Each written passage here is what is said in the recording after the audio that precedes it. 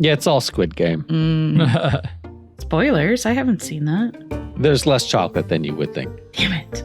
Less squid than you would think.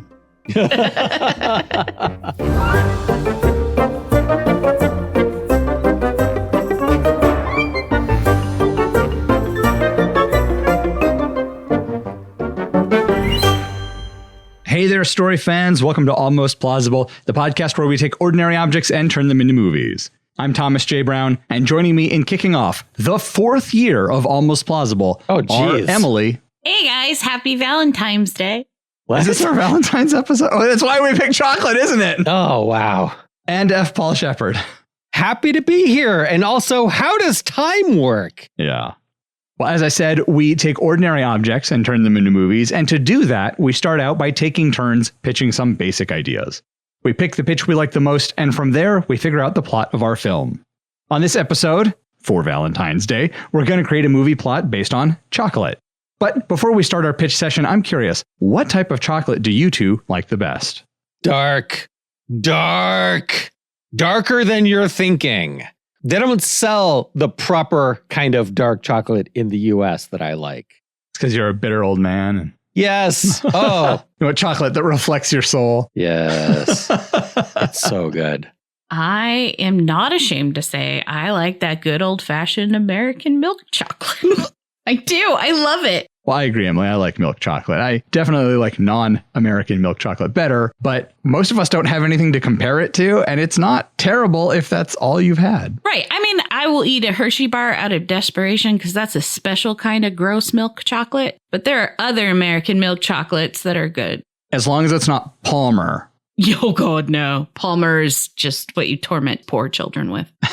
I like Dove chocolate and then, of course, peanut butter cups and things like that. Yeah. Well, I'll start our pitch session this episode. How about a prequel to our marshmallow episode where the world is made of confections, which culminates in an ecological disaster and floods the world with hot chocolate? Is that how they got their C? Yeah. So this is like pre-marshmallow Pangea? Yeah. So it's regular world, and then hot chocolate episode is water world, except hot chocolate.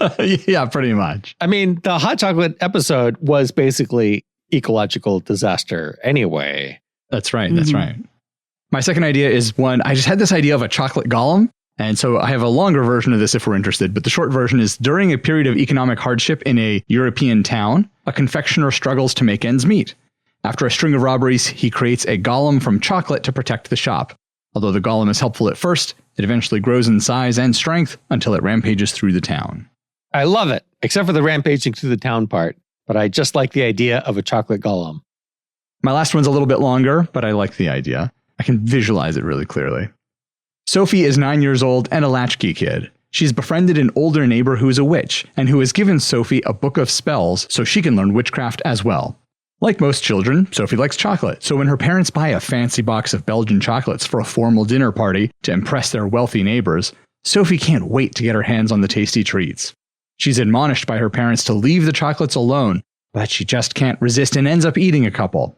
Her parents are furious. Now they can't present the chocolates in the fancy box and will have to arrange them on a dish instead. As a result, not only is Sophie grounded, but she will not be allowed to eat any more of the chocolates. Incensed, Sophie looks in her spellbook and finds a suitable curse, which she places on the chocolates. That evening after dinner, the adults eat the chocolates, and suddenly, kid movie hilarity ensues. Sophie's parents panic, but their guests find the pranks harmless and entertaining. At first. Soon things get out of control, and Sophie runs to her neighbor for help. Together they try to get things back under control, and Sophie discovers that she must claim responsibility for her actions and apologize sincerely in order to break the curse. Or something like that. The ending's a little weak. That's all for me. Emily, what do you have? I have a small town chocolatier, Kevin, meets a mysterious and alluring newcomer, Vanessa. They hit it off right away and begin dating. As they get closer, Kevin begins to notice some oddities with Vanessa. The most glaring is that she never eats the chocolate he brings home for her. One day, while Vanessa is making her monthly visit to her sister out of town, Kevin thinks he sees her run into the woods. He follows her and watches in terror as she transforms into a werewolf. She never ate the chocolate because it's toxic to werewolves, just like other canines. Kevin now has to navigate a perilous situation. I thought it was because she was a chocolate golem, so she didn't want to. Right. It's Cannibalism. cannibalism. Right. All right, Shep, do you have anything good for us? All right. I have one pitch. A ruthless candy corporation CEO finds themselves cursed and turned into chocolate. Now, a living, walking chocolate person. They scramble to find a way to undo the curse before they melt. Or it could be a chocolatier scientist who fell into experimental chocolate, or it could be a chocolate statue that comes to life. I just want a chocolate person movie. All right, what do we like? It sounds like the two frontrunners both have to do with a humanoid chocolate person thing. Hooray. Yay. So either a golem or a CEO or chocolate scientist or whatever. I mean, one of them was the chocolate statue that comes to life, which is basically a golem. So it's a golem or a person. Yeah. Yeah, but the chocolate statue that comes to life is an awful lot like Hot Frosty. Or mannequin, or Yeah. Pygmalion, or Frosty, the snowman. All right, so if it's not a statue that comes to life, a la Hot Frosty, then it's a person that's turned into chocolate, either through a scientific accident or a curse. These are wildly different inciting incidents to get to the same result. Where are we going with it? What's the overall message? Did you have something in mind, Shep, for what your person does? Well, if they were the CEO and they're cruel to their employees and one of them curses them to turn into chocolate, then they have to learn the lesson of, hey, maybe let's not be a terrible person. Although, is it too soon for a story like that? Yeah, it should probably not be a CEO, huh? Yeah.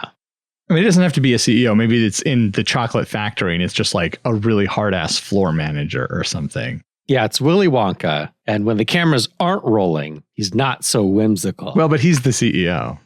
But I was thinking like maybe one of the workers makes a wish. But it's one of those like monkey paw type of wishes where it's like, I wish my boss were sweeter. That's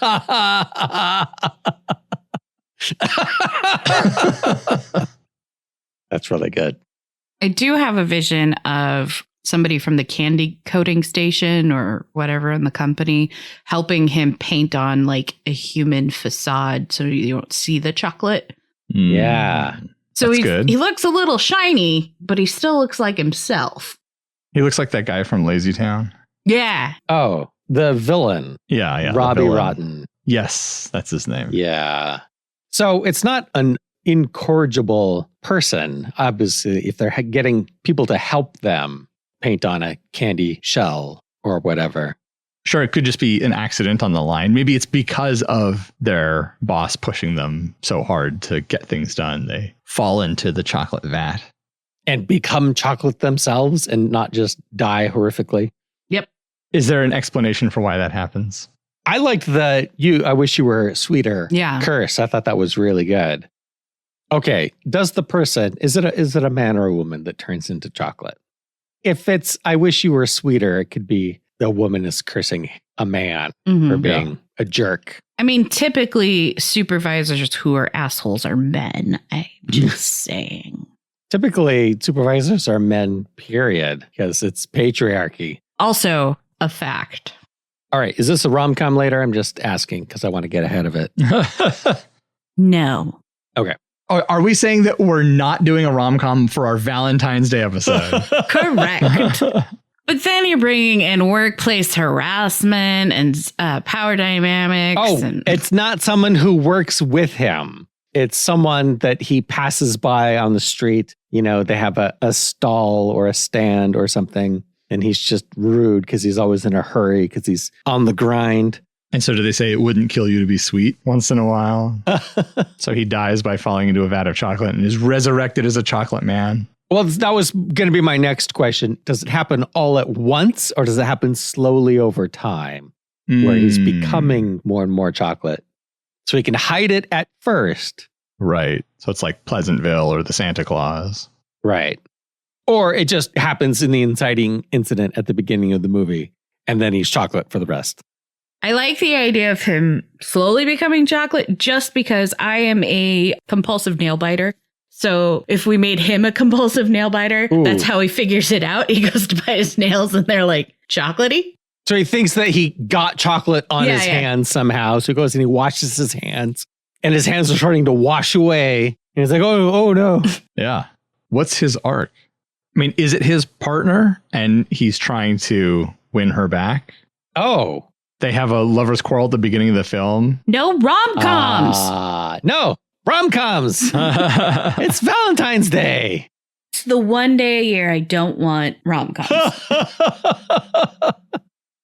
But the setup about wishing he were sweeter is so good. All right, rom-com. I'm in.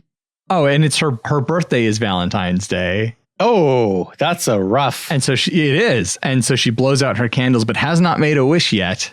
And they're having this argument. And so that's where the wish comes from. I mean, that's just an idea. So I feel like we need to have some obvious magical element that we can point to for the audience and be like, this is why it happened. He got her a monkey's paw for her birthday. I don't know. There's got to be some kind of crystal you can wish on. And he just bought her some random crystal at a stall that on the way home with no forethought. Right. But is that something the audience will all know? Like, oh, yes, the wishing crystal. We're all familiar with the Valentine's Day birthday wishing crystal. It has a tag on it. And she's like, what the fuck is this? This is good. He realizes, I need to get her something. And so he goes to, or maybe he has specifically gone to this farmer's market to find something, or like a craft fair.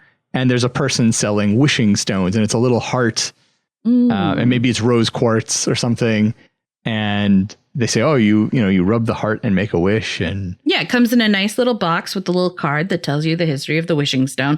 Thus, the audience knows what's going on. And she's just like, the fuck is this, man? Maybe she thinks it's going to be a ring because it's Valentine's Day and it's her birthday. And it's a little box. Yeah, that's good. Okay, is he the one that bought it, or did he have his assistant buy it and he doesn't even know what it is until she opens it? I want him to buy it because it shows some thoughtlessness on his part that he's just like, this is fine. Because a secretary might actually put thought into it to make him look good because that's their boss. So heart crystals are bad for Valentine's Day is what you're saying? I'm lost at why this is a thoughtless gift because it sounds like a nice, sweet gift. I think maybe it's the antithesis of her personality. And she's just like, why would you think I would want this? She only gets one gift, but it's Valentine's Day and her birthday. So shouldn't she get two gifts? I was thinking that it's just so last minute. Yeah. We need to establish something. She doesn't wear jewelry, or maybe she has a silver allergy or something. And the necklace is made of silver or something along those lines. No, she has a nickel allergy because it's a cheap fucking necklace. It's a cheap chain that it's on. Yeah, because it's one of those cheap things you buy at a craft stall. Right. For children. Maybe that's it. Maybe it's clearly like a trinket for children. He gets it out of one of those quarter egg things at the grocery store. He goes to buy a grocery store cake for her. All right, Shep, instead of causing problems with questions, give us solutions with answers. Well, that's why I thought it was his assistant, because his assistant would not know her. So all the things that you're talking about, she's allergic to whatever metal, or she doesn't wear jewelry or whatever. These are all things that he would presumably know. Which is why she's pissed at him, because he should know this, and he's gotten her this piece of crap for her birthday / Valentine's Day, and tricked her into thinking it was going to be a ring, even though that wasn't his intention. But that's her viewpoint. Right. I agree with Emily. Like, he should know these things. And so the fact that he bought it last minute. Well, and like without considering her nickel allergy or whatever. And she can even bring up that point. Like, how often do you see me wearing jewelry? How long have they been together? Long enough to live together and her to be expecting an engagement ring. Okay. A couple of years, right? 3-4 years. Yeah. It's a long time to be dating and not be engaged. They're living together. These days, people don't rush into marriage. Okay. Because then you end up rushing into divorce. Rush in, rush out. That's what it is. That could be a conversation she has with her mom. Why aren't you engaged? People don't do that anymore. So why doesn't he know this stuff? If they've been together for years. Because that's his story arc. He's careless. He's thoughtless. He's selfish. Do we want them to get together at the end? Yeah, he's going to learn how to pay closer attention and meet her wants and needs in the way that she has been She's been doing all the emotional work and he's just been skating by. So now he's learning that he has to contribute. Then why did she stay with him for years? Because women are dumb. It doesn't make any sense. Look, we're all single adults. We all know how rough it is. It doesn't make sense, but it happens. He represents security. She feels like this is the best she can do. When he is present, it's nice. It's fine. He's like a narcissist and he manipulates her and You're not selling me on this guy who's supposed to be our likable main character. I could see him being kind at the beginning and then getting lazy in the relationship. Yeah. Like he takes her for granted. Yeah. I think that he is just a workaholic, which is a thing in his mind that he is doing for her. Right. He thinks it's a virtue. He thinks it's a virtue. He's trying to build this life for the two of them. But this means working all the time. So why would she stay in that situation? What's keeping her there if he's never there, literally never there, not even just present when they're together? He's literally just always working. He would have no time for dates or interactions or... What you're saying is being absent is worse than being a manipulative asshole. Yes, because women are that lonely sometimes. Well, you've certainly given me a lot to think about.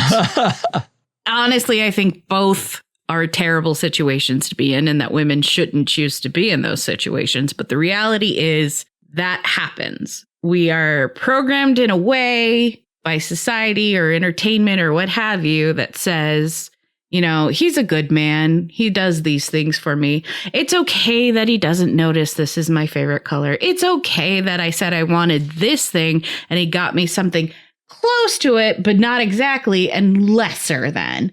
Well, and it's like, even though the frogs slowly boiling water thing was bullshit, it's that same idea of like, this was a gradient. This happened over time that he became worse and worse about it. You know, maybe they have some goal. They're trying to save up for a house and housing prices keep going up. So he's got to work more and harder. So he's around less and he is taking her for granted.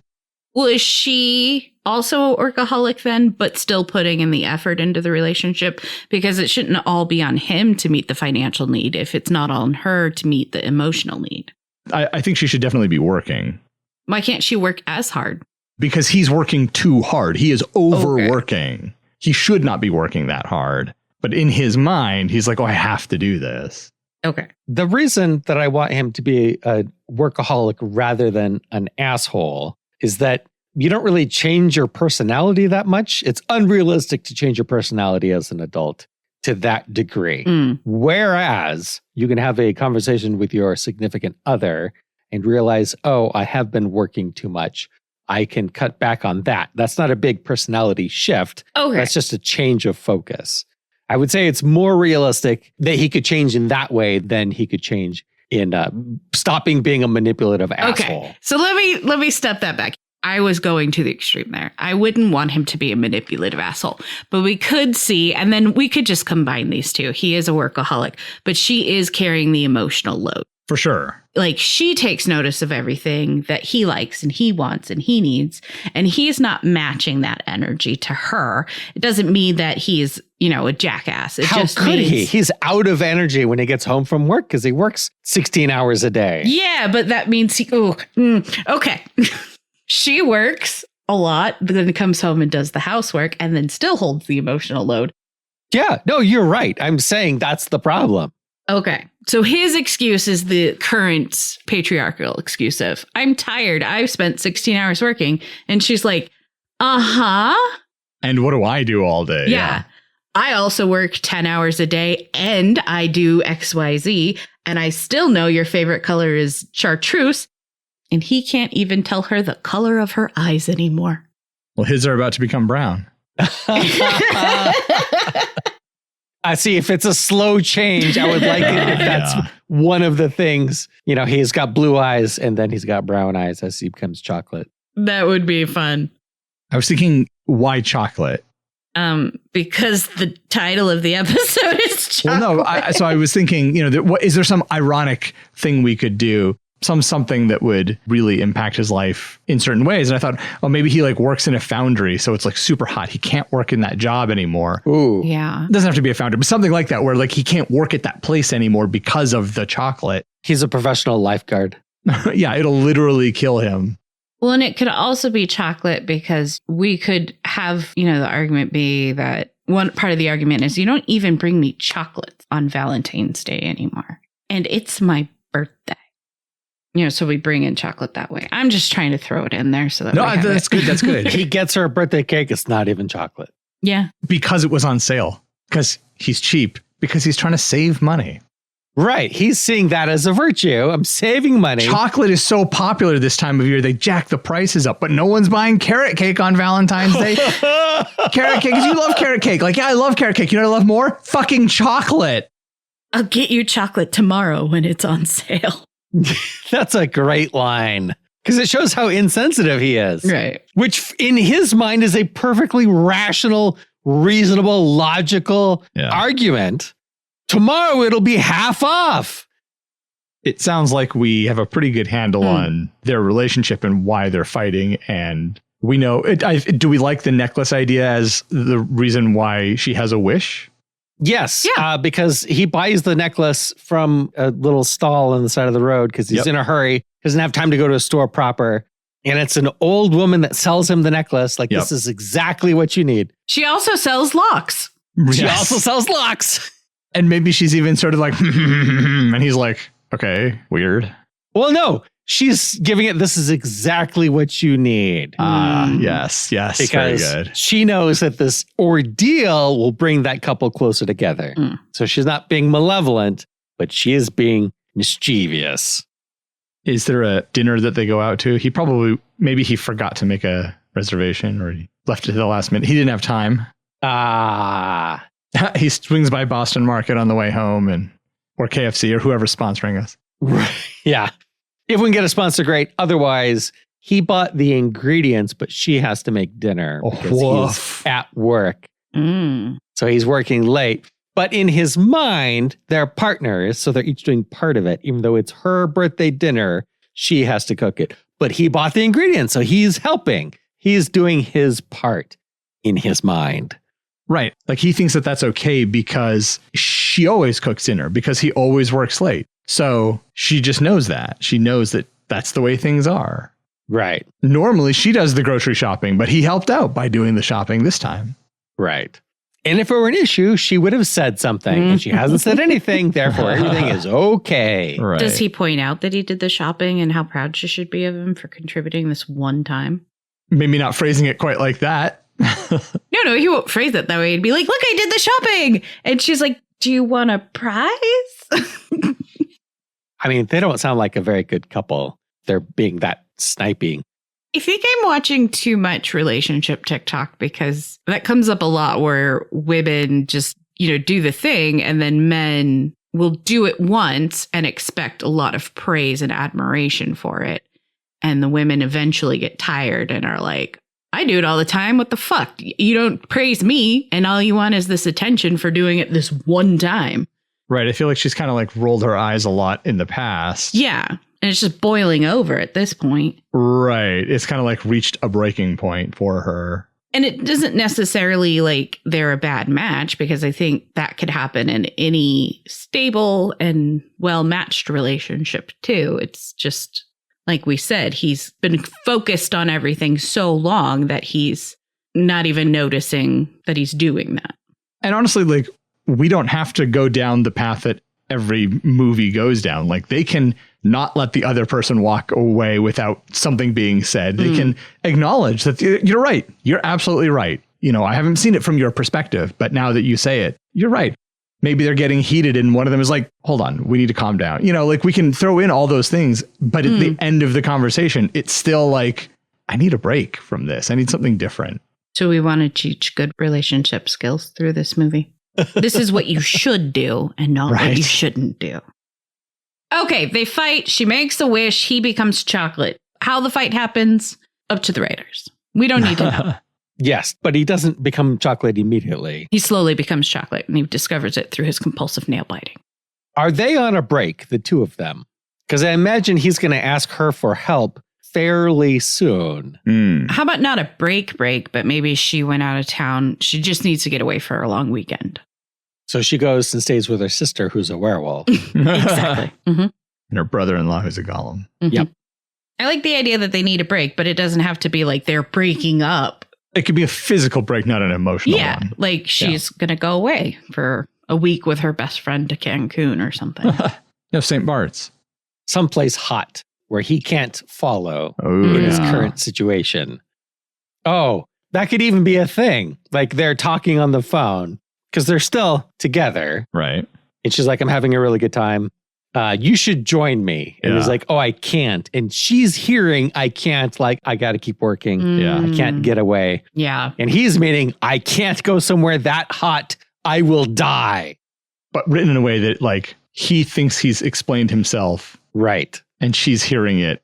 Not what he Right. is actually saying, but what she thinks he means. Right. Just more fun misunderstanding stuff you can throw in. Yeah. So is he on his own or does he have an assistant? I think he should be on his own then, right? Well, if he works in like a foundry and he's not a supervisor. Doesn't have to be a foundry. Right. It could be Someplace Someplace hot. Yeah. Someplace where he has to take a break from the work during this incident. So he's trying to figure out what's happening to him. Mm-hmm. He goes to a doctor. What does the doctor discover? How absurd are we going with this? Is it hot frosty levels where the doctor is like, yeah, he's pure chocolate, Right. and Obviously. then doesn't mention it to anyone, and it's not a medical mystery at all. Just try to stay out of the sun. Don't get caught in the rain.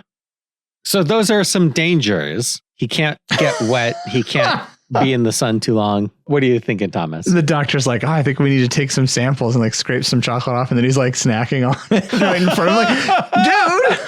Like, dude. Really good chocolate. That nice European chocolate, too.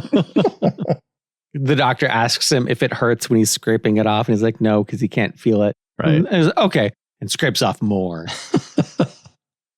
I mean, do we want him to lose his job? Are we going for a lowest low?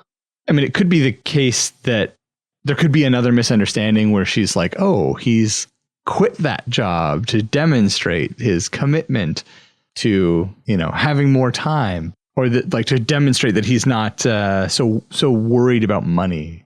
But really, he's like, no, I can't go back there because I will literally melt and die. I mean, he could work in a chocolate factory and the machines that melt the chocolate are very hot, which is why he can't work there. Yeah. It's a foundry, but for chocolate instead of steel. I can see on the floor it would actually quite warm in a chocolate factory. But He works by the big molten chocolate vat. he keeps the Augustus gloops out. Right. That's his job. He's got a big net. He's a skimmer down at the chocolate factory. Yep. Anything that falls in, I skim it out. He's got one of those big pool net things. Yeah. I want that job. And then there's like a big laundry tub on wheels type of thing, like an industrial one that he puts stuff in. The raccoon kid. Right. Rats. Yeah. The German kid. Slowly gets bigger. It's a rat. It's a raccoon. It's a capybara. It's a child. A capybara.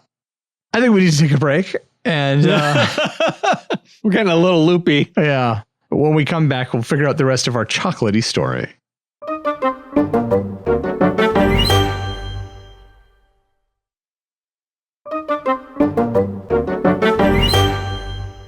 All right, we're back.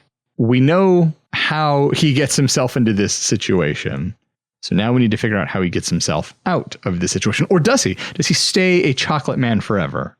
He's got to get out of the situation Okay. somehow. He can't be chocolate forever. He's leaving chocolate footprints wherever he walks around. He's starting to He's leave gotta wear stains. gloves. Yeah. Yeah. But he's like oozing chocolate through his clothes. Does she come home and the AC is cranked? Yeah. It's like freezing in the apartment. She's like, what are you doing? So the girlfriend comes back. Mm-hmm. What do they do together to try to resolve this situation? Do they realize it was the wishing necklace? Do they try to make a wish on it again? Or has she thrown that necklace away because she hated it so much? Do they try to find the old woman again? I mean, I think that they would try to find the old woman, and of course she's not there. Of course. Yeah. Oh, he has a terrible boss at the chocolate factory. Okay. This is who's pushing him to work so hard, to stay late, to neglect his family. It's his terrible boss who does not believe in work-life balance, but they do believe in chocolate. And when the boss finds out that he is chocolate and turning into more chocolate, do you think the boss is going to let that go? No. This is an opportunity. I'm saying the boss is the villain of the movie. What is it an opportunity? What does the boss want to do with him? Well, how does he get back to being human? Is it big? Does he have to re-wish on the stone? Is it A Christmas Carol? He just learns his lesson and becomes human again. Or I guess that's more Beauty and the Beast. It's the ring, and he passes the curse on to his boss, who then becomes chocolate. And it feels like they both need to reconcile the relationship. They both need to work on, I don't know, does she need to actually work on something too?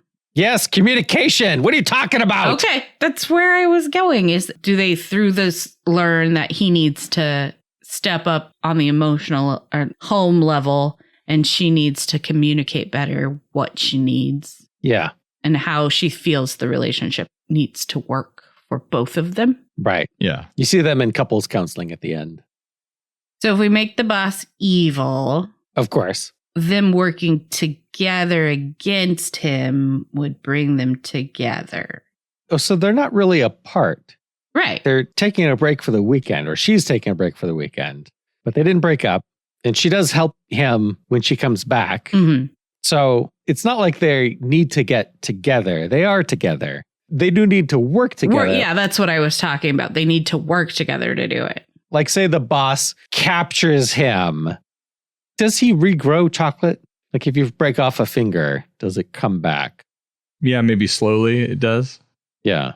It could be a source of very rare chocolate. Oh, that makes it dark. The boss is like imprisoning him and it's slowly dark. chunking off parts of him. Yep. Yeah, it's all Squid Game. Spoilers. I haven't seen that. There's less chocolate than you would think. Damn it. Less squid than you would think. So she has to rescue him. But then what?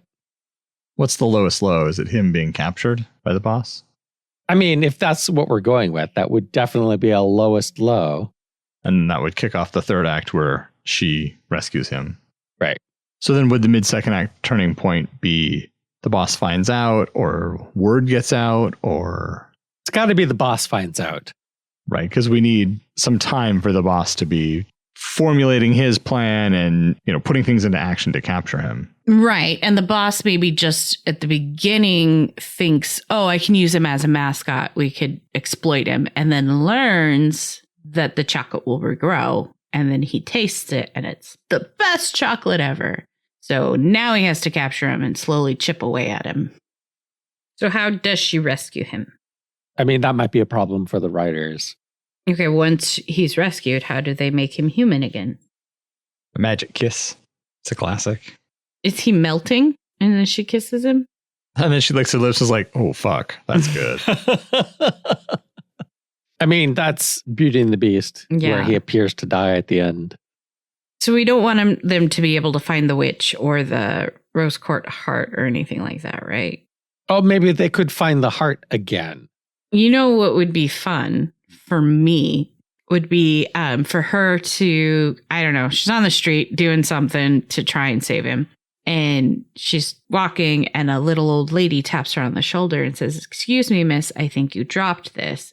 It's clearly the old witch. And she gives her the necklace and she's like, what? I didn't drop anything. And then, oh, how do you feel about that, Shep? Is it too coincidental? Is it less them making the choice and more it happening to them? Is that too passive? If she has the heart, why doesn't she make a wish on it right then? Right when the old lady hands it to her? Yes. She does. She gets it. She makes the wish. He becomes human. She races home and, oh, he's human again. Yeah. Okay, where do we want him to be human again? Because I thought it would be during the rescue at work. This is the climax of the movie. I think in my brain, I was thinking that she does save him and getting him out, but he's still chocolate. That's still a problem. And then she gets the heart from the witch. And makes the wish. Like I said, that might be too passive.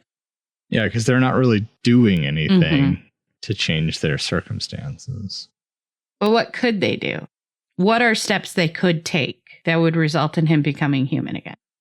I have a scene, but it involves a thing that I hate. Coincidence? No. White chocolate? The old woman sees her on the street and says something to her and puts the necklace in her pocket, like maybe without her noticing. She also has something else in that pocket. I don't know what. She goes in to rescue him. They break him out of whatever room he's locked in. But the evil boss sets off the fire alarm, which turns on the sprinklers, which is not a real thing. It is a fake thing in movies.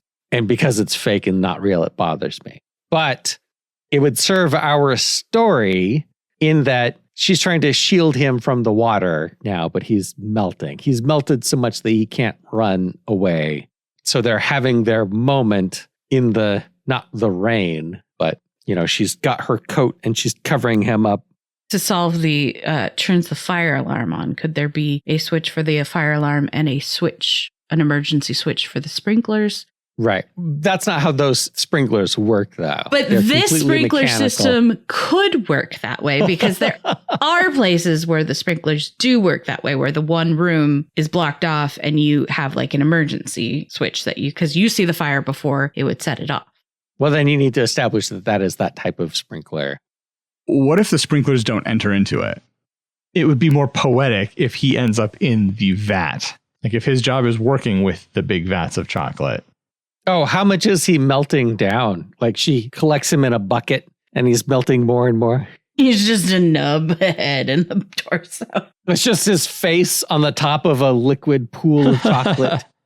But like as part of the climax, the boss like pushes him into the vat. And so he's starting to like melt down. Terminator 2 style. Yeah. Yes. So that boss just straight up murdered him. Is that correct? I think it's a slippery slope from kidnapping to murder, that it's easy for this particular boss to make that leap. If you murder him, what was the point of capturing him? The whole point is that he grows his chocolate back. If you let him go, you get reported. Whereas if you murder him, who's going to report you? Oh, the other human witness who's there. Well, where's the proof? Yeah, where's the body? What's she going to say? He murdered my chocolate boyfriend? Who's going to believe? They're going to be like, honey, do you need a doctor? Or, again, slippery slope.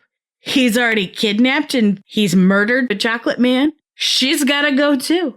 This boss is just slowly deteriorating. Are we going to do the thing where he pushes the boyfriend into the chocolate vat? And so he thinks, okay, all done. That guy's taken care of. Now I can focus my attention on killing this girl.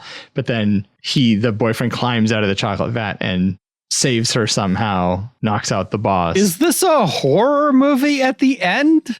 Seems like it. I feel like we went that way. It's like Dark Man. Dark Chocolate Man. Dark Chocolate Man. There's the title. Very good. Very good. Mine was them saying their sweet goodbyes when they think he's going to die in the sprinkler. And Thomas is push him in the vat and melt him down and then murder the girlfriend. Where do you go from that? Where do you go? How do you get him back after he's melted down? But see, he's not fully melted down. That's the thing. Okay, so he climbs out of the vat, partly melted. He's the sloppy chocolate, half liquid, half solid. Yeah. Yeah, like a mud monster. Yes. It's dripping, squelching. Right. And if you say his name in the mirror 3 times. It's Dark Chocolate Man. It's kind of clunky to say 3 times. Yeah. Jeff. Does he drown the boss in chocolate? Well, no, we don't want them to murder. Oh, yeah, it's a good right. point. Good I point. still argue for the turning the boss into chocolate, taking the place of the main character. So the curse just passes on like in the ring? You weren't kidding about that?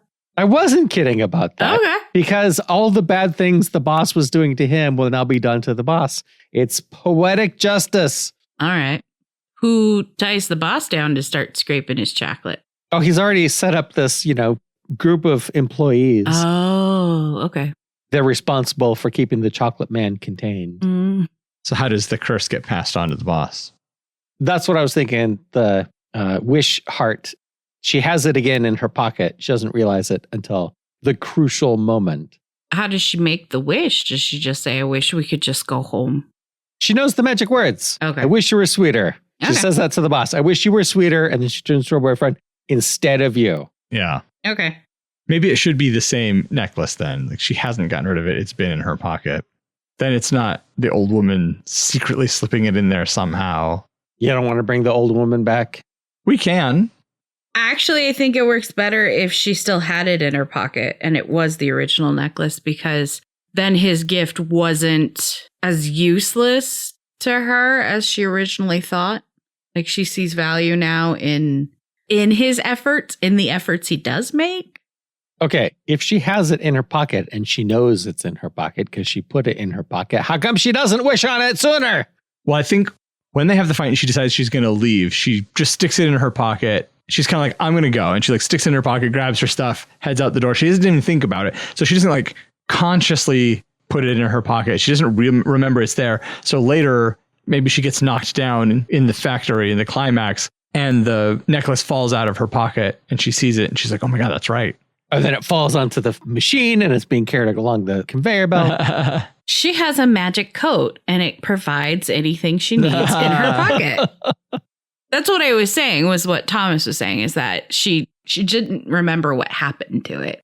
Like, how many times has that happened to you? It happens to me all the time, where I put something somewhere without thinking about it. Just kind of. My question is, when she finds out he's chocolate and she had made that wish, why don't they look for it way earlier in the movie? As soon as she comes back from her vacation. That's a good point. Oh, fine. Does she think she threw it away? I don't think she thinks she threw it away. I think she knows she didn't, but maybe she even knows, like, it's in my coat, but it has fallen out of her coat somewhere and she finds it later. I don't know how or where, but. She could put it in her pocket. Pocket has a hole in it. Hole goes into the lining of her jacket. But then it wouldn't fall out while she's fighting the evil boss. Well, and all of this is flirting with Deus Ex Machina quite a lot. Mm-hmm. So let's just have the old lady come back and she's God and she does it. Yep. Yeah, I got it. Sprinklers come on with fire alarm being pulled. The old lady solves the problem because she's the god of the movie. We just throw in all the cliches and we call it a night. Wrap it with a pretty bow. American moviegoer will eat it up. Sadly, you're probably right. We could sell it to Netflix easy. That's not the flex it used to be. Yeah. I mean, that's a pretty unfulfilling ending. Oh, no, 100% is terrible. So the boss is trying to kill him because, okay, what if he's not trying to kill him again? He's just trying to recapture him. Right. Yeah. And then it inadvertently does something that will ultimately lead to his death. So we're not murdering. Okay. We're not murdering. Not murdering. I'm a fan of not murdering. And he doesn't want to because he recognizes this is my cash cow. Right. Right. And she's in the process of helping him escape. And we need them to make a choice or an action on their part to help him become human again.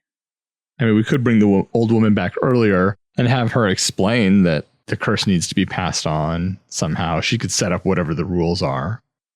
Yeah, I can't think of like a poetic way to break the curse that doesn't involve the wishing heart. I mean, we could have him fall in the vat and climb out and be a gooey melting chocolate monster and then absorb the boss. And then the boss comes out a chocolate man and then he's a pile of goo. And then she just wishes. See, it's horror movie. I was thinking more like the boss's evil henchmen assistants are too zealous in trying to capture him and they, start a fire or something. And so the main character turns on the sprinklers to put out the fire to save her, even though he knows that he'll melt. But only one of them could survive, and he wants it to be her. So that's a noble sacrifice. And if that were something that would break the curse, then that's where it would happen. Right, because that would be a really cool scene of like a chocolate layer melting off of him to reveal just him, which would be great. But you're right. How do we get to that point and then it go to the boss? Right. Doesn't need to go to the boss. No, it does not doesn't. need to go to the boss. It would just be a fun, poetic, whatever. In fact, you could not do that. You could just do that in a post-credit scene or whatever. He could do something mean to the old lady and she could be like, wish you were sweeter. Yep. And we know what that means. Yeah. So just the self-sacrifice, would that be enough? Because he thinks he's sacrificing with working all the time. He's sacrificing the time, but it's not really benefiting her in the way that he thinks it is. And then this is a true self-sacrifice that would fully benefit her. And it's completely selfless, 100%. And that would be the magic formula to break the spell. Yeah, I think so. All right, we got it. We're done. Perfect. Roll credits. Well, we'd love to hear your thoughts on today's episode about chocolate. Was it a sweet treat, or was it as useful as a chocolate teapot? Let us know by leaving a comment on our website, reaching out on social media, or sending us an email. Links to all of those can be found at almostplausible.com. The three of us have fun making this show, but after 3 whole years, what we really want is to hear your feedback and ideas. You can send us your thoughts and suggestions using the contact form at almostplausible.com. When you send us that feedback, perhaps Emily Shep and I will make use of it on the next episode of Almost Plausible.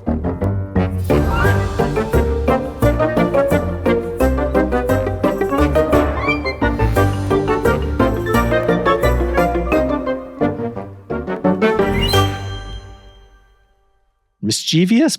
Mischievous. What, mischievous? What? Isn't that a word? I've heard it both ways. That's not how that's spelled at all. Wait, that's not how you say it? Am I wrong? Mischievous. So mischievous isn't a word? On this episode of Word Nerds. I am so distracted. Mischievous. But what? That's how I always say it. Yeah, same. I feel like you could say it either way, and maybe it's a regional thing, whether you say it, like caramel and caramel. But if it's not spelled... It's not spelled remotely like mischievous. It's mischievous. Oh. Well, you could separate the I and the E, and you would get mischie. Oh, there's no extra V. Right. What? Sherbert all over again.